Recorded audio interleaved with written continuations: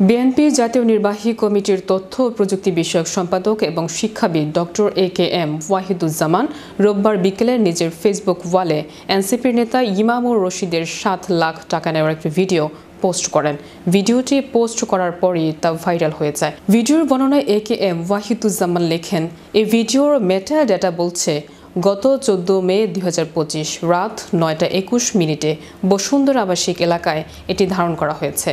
এখানে দেখা যাচ্ছে জাতীয় নাগরিক পার্টির কেন্দ্রীয় সদস্য ইমামুর রশিদ ইমন একজন নারীর কাছ থেকে ৭ লক্ষ টাকা গ্রহণ করেছে।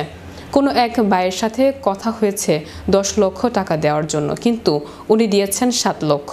ভুক্তভোগী ক্ষুদ্র উদ্যোক্তা এই নারী জানিয়েছে, বিভিন্ন প্রজেক্টে কাজ দেওয়ার আশ্বাসে তিনি জাতীয় নাগরিক পার্টিকে বিভিন্ন সময়ে প্রায় ৪৮ লক্ষ টাকা চাঁদা প্রদান করেছে, কিন্তু পরবর্তীতে তাকে কোনো কাজ বা প্রজেক্ট কিছুই দেওয়া হয়নি।